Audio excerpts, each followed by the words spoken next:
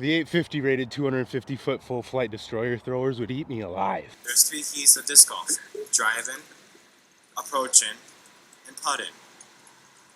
You need all 3 to do this sport. I'd be lying if I said that this intro wasn't being filmed in my backyard, because the one I filmed at the course this morning was way too overexposed and you couldn't even tell what frisbees I was holding in my hands. But anyways, last week I was scrolling through YouTube and I saw a few videos pop up of like, we tried the internet's most hated disc, we tried the internet's most loved disc.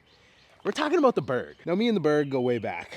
We've had our fair share of good times together, but I haven't really thrown one for about a year now. So today we're throwing the Castaplast Berg. We're gonna be throwing 2 off every tee because I suck and I need 2 shots. More or less because we want to try and get an ace. Oh yeah, also guys, me and Paula got the van back from the shop finally. It was there for like 3 weeks. Big old Mercedes Sprinter. This thing's 20 feet long. I don't even know. Thing's massive. Hole 1 out here, Canard short, 215, basically a little forehand. Oh God. All right, let's put some hyzer on this one. Well guys, same exact throw twice. So fun fact about the Berg, I actually used to bag this disc back in like 2015, 2016 when they first came out. It was one of my favorite discs, but I got absolutely roasted for throwing it. Everyone like, it was the biggest joke disc you could ever have, but I threw it so good that like people would see me throw it and they'd be like, I mean, I guess you got a point here, because low-key kind of got cracked with it. I haven't thrown one in about maybe a year now, and I actually kind of remember them being a little bit more stable than this, so definitely giving myself a tester on this first one here. The real question is, do I putt the beat up one or do I putt the newer one? The newer one is almost less puddle, so I think I'm gonna go with that one. Dang it. These things just don't feel good for putts. All right, not the best start. I thought they'd be more stable than they were. Hole 2, cane short, 233. Just gonna throw it out there on a hyzer. Oh God, I fucking suck. There it is. That might be parked, to be honest. A little short. So I've talked a decent amount about 1-speeds on the channel. I've always felt that I'm a pretty good thrower of the 1-speed disc. I have relatively good control with them. The Berg used to be that disc where if I could reach a hole with a Berg, I was gonna throw a Berg. Like, I thought it was so consistent. It just goes exactly where you want it, especially once you get a beat in one. Also guys, if my voice sounds weird today, I'm low-key kind of sick and not in like the cool way. I've been dying like the last 2 days in bed, like chills and just basically wrecked. Oh, out of the hand. I thought that was good, and then I forgot that the Berg goes nowhere.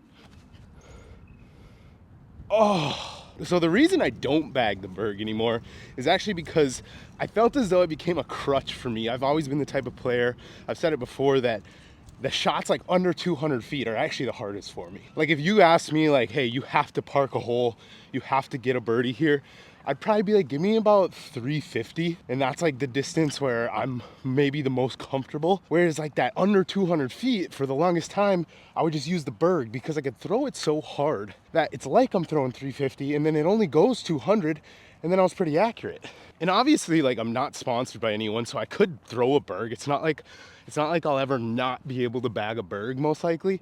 But for me, it was like I'm using the Berg as a crutch, in my opinion, where I can't control a disc like a zone. I can't control, you know, a backhand actual glidey putter shot. So for me, taking the Berg out of the bag was in my mind gonna improve my game overall. All right, we're gonna throw the white one on a forehand. Try and keep it on a lot of hyzer. Bro, these just go dead straight. Let's go backhand with this one. That looks pretty good. It's not good. If you guys saw Anthony's fucking video the other day where I had to call and give him a pep talk mid round, I'm starting to think I might need one of them. This is not going well. I don't want to say the excuse is that I'm sick, but like, you probably hear me like breathing heavy, and it's not great. I'm out here today. I'm gonna try and film 3 videos because, oh God, fucking branch. I'm gonna try and film 3 videos because it's supposed to rain in Nashville all week, and I'm just not trying to not have content to put out. All right, once again, left myself with a fucking, I don't know, 65 footer. Come on. Are you kidding me? Guys, what do you think? I'm like a huge feel person, so if I'm putting a disc that is not my putter, like I already suck at putting enough, but if I have to use a disc that doesn't feel comfortable in my hand, the odds of me putting one in is damn near zero. Keep leaving myself like these little 17, 20-foot comebackers.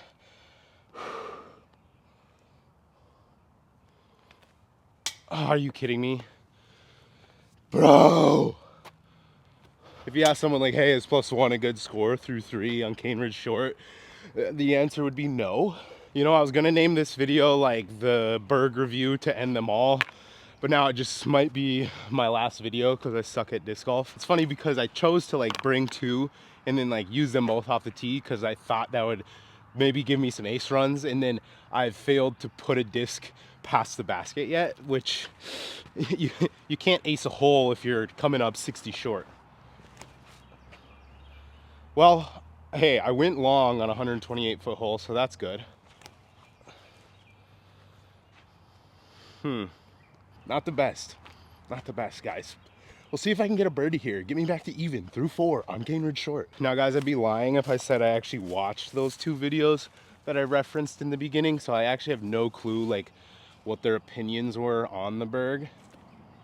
Oh my God, I made one. So I was in my local disc golf shop like a couple weeks ago, and some of the newer Castoplast discs, like I understand that they're supposed to be like a premium disc golf brand or some shit like that, but they had like a driver in there that was like $48. It was just a stock disc. Like, I don't know, obviously the disc golf market is increasing, and I come from the day and age where you could get a disc for like 12 bucks, but $48 for a stock driver Castoplast. Like, I don't know what the market is for you guys, but it can't be great. You can't really see this one, so I'll let you know if I ace it. That actually might go in. Oh, what? I mean, that's probably a birdie, but it's not a little deep, actually. The Berg is one of those discs where I remember back in the day when I was bagging it, that once you know how far it goes with, you know, what amount of power, it's got to be one of the most deadly approach discs that there is. But when you haven't thrown one in like a year and then you come out and just chuck one around, it's very hard to actually gauge the distance that you're going to get out of it, because it just doesn't fly like any other disc on the market. Well, guys, this is the second hole where I actually went long of the basket, so that's a good start. That means I can start ace running. Okay, that putt actually felt really nice. I should do that more. That one felt okay. You know, guys, as much as I do love seeing the Berg get the respect that it truly does deserve, in my opinion, everyone's throwing one. If you got a mixed bag, you probably got a Berg in it. But it also does make me a little salty because I used to get made fun of by my friends who were professional disc golfers for throwing the Berg. Can't win them all, guys. Just got to be a trendsetter. That's all there is to it, really. Bro, if I could put one of these in the air, hey, that's a park job though. Whether you bag the Berg or you've tried it and decided not to bag it, or whatever it may be, let me know in the comments, like, why didn't you bag the Berg? Why did you bag the Berg? What do you love about the Berg? Obviously, it's one of the most popular discs on the internet. We all know it. You either love it or you hate it. I'm kind of impartial right now because I used to love it. Now I kind of hate it. Okay, well, thank God, because here's another birdie. So that puts me at 2 down. Guys, if I did not beat par out here at Cane Ridge Short, I would have probably just deleted my channel and left YouTube altogether. The 850 rated 250-foot full flight destroyer throwers would eat me alive. Hole 7, 130 feet, slightly uphill, dead straight gap. If there's an ace out here, it might be this one. Oh my fucking... YouTube.com, delete channel. Fucking goodbye, I suck. Oh my God. All right, come on. All right, I quit. A lot of you guys are probably confused. Like, is this guy good at disc golf or is he absolutely trash? And if I'm being completely honest, I don't know. Some days I get absolutely cracked out here, nerdy as fuck. Other days, I'm basically a full flight 250 destroyer thrower. I don't know what to tell you. This one's for you guys. Oh, hole 8, 137. Guys, if I don't put a halfway decent bid on this hole, comment down below, like, something mean. I don't know.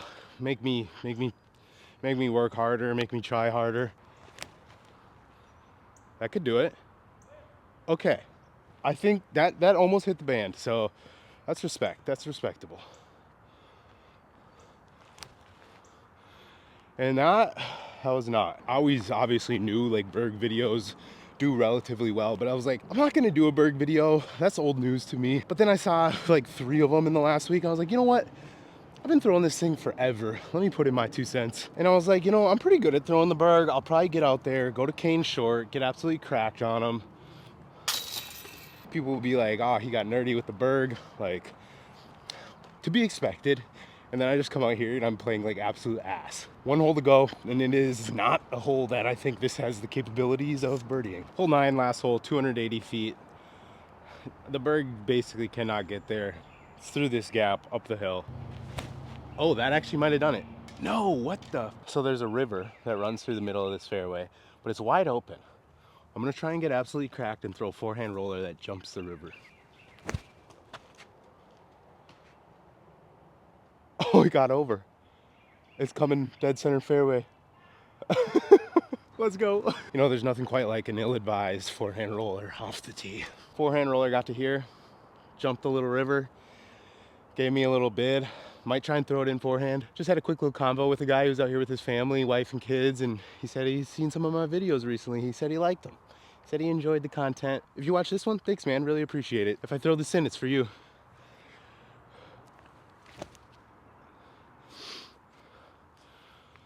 Sorry man, didn't mean to disrespect you like that. That was garbage.